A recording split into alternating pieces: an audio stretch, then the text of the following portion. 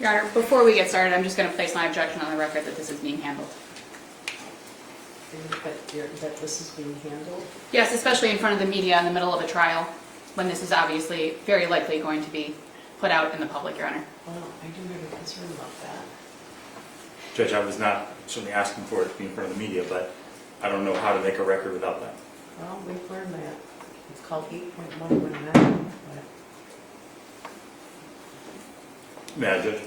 Well, I guess I'm wondering during the course of the trial if there's any kind of a stipulation that could be agreed to. Certainly, I'm happy to discuss what my request is, Judge. Well, Ms. Lehman, would you be willing to have a discussion with the prosecutor's office? I can't, I have to hold the public courtroom. Correct, Your Honor. I do not want to impact your client or your case in any way by doing so, so I'm weighing the rights of the parties, so. I would be more than happy to speak with the prosecutor's office about this. Judge, I'm going to be very brief.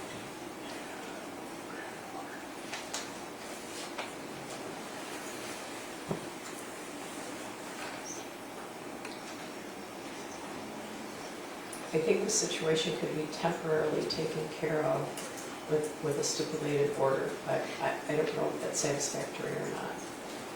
I'm reluctant to impact the rights of the parties during the jury trial. I mean, Judge, my request is pretty straightforward, and it's pretty time limited.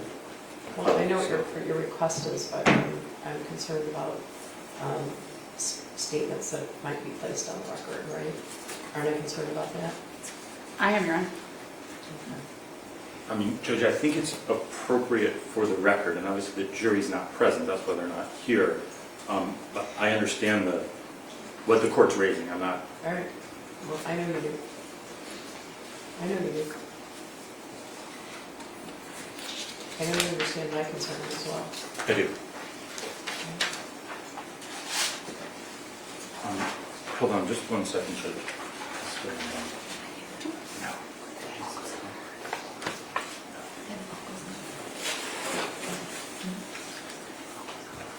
I'm asking if there's another method during the duration of the trial, which is about the next week or so. That's exactly it, Judge.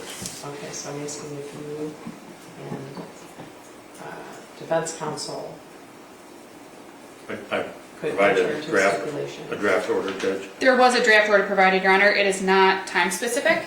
It appears to be kind of a blanket So, time period. Judge, I can set this for a motion the second there is a verdict, right? You Judge, could, Your Honor. in fact, Judge, I think we'd be willing to have the order expire by its own terms upon a verdict.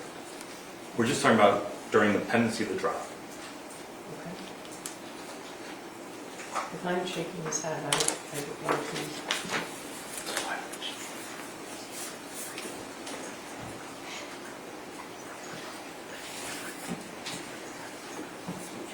In theory, I could ask the prosecutor to file a written motion, but that doesn't help you either. And Judge, I'm happy to do that. Okay, Your Honor, my client is not willing to agree to the order.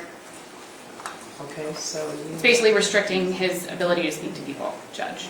I mean, it's I'm a complete revocation, except for counsel. I'm most concerned about him being able to talk to you. Right, and absolutely that's not part of what we're asking. I mean, Judge, if the order gets entered, we're asking that the communications be limited to only counsel in legitimate clergy during the rest of the trial. That's my request. We're talking 7 or 8 days. You can talk to his attorney, you can talk to legitimate clergy. Okay, so if he doesn't agree to it, then the prosecutor is going to make their motion.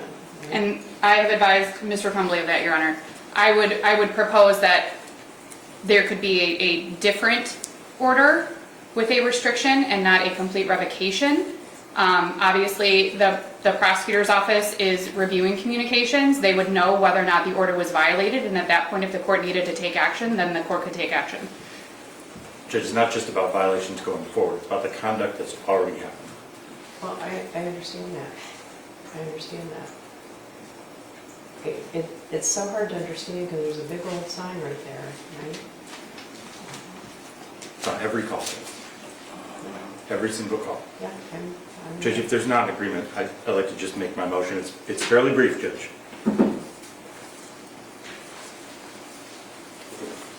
So, Ms. Lyman, what's his position?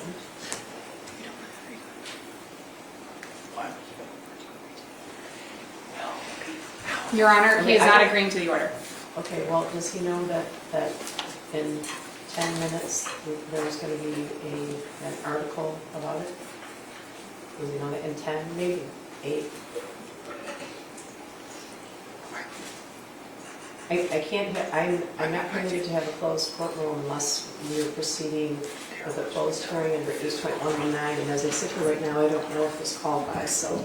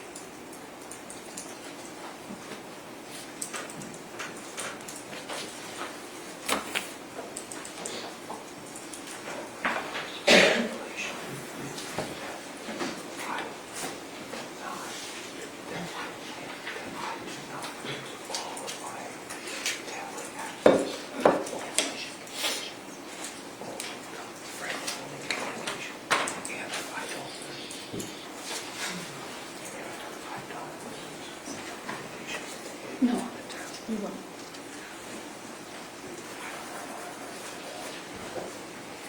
May I speak with Mr. Williams for 1 moment? Yeah, you can step out if you need to. Yes.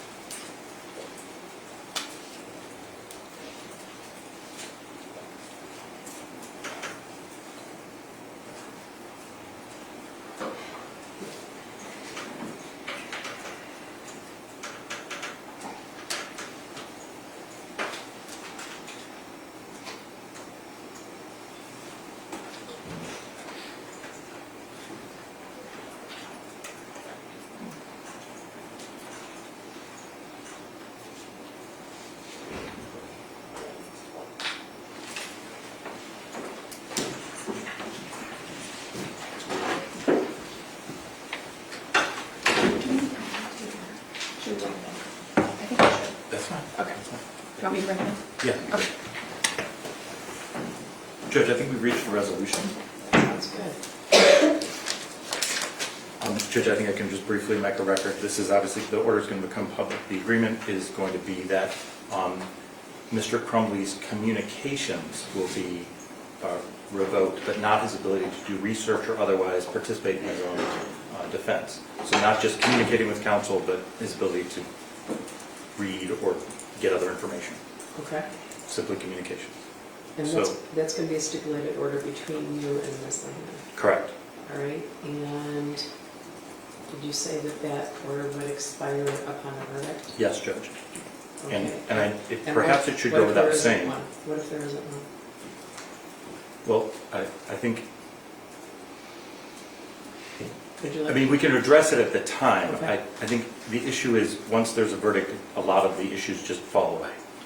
Okay. Judge, it should go without saying, but I hope the court will encourage Mr. Crumbley that the conduct that's got us here. I think I already did through his attorney. Okay, on several thank you. occasions, both in private meetings that we've conducted. And I say private, I mean with both the prosecution and the defense. And for the record, I've also addressed it, Your Honor. I know you have. So. I gave out free legal advice, Mr. Williams. So someone can take it or not take it, right? So I'll sign the stipulated order. Yeah, okay. Good? I didn't sign it.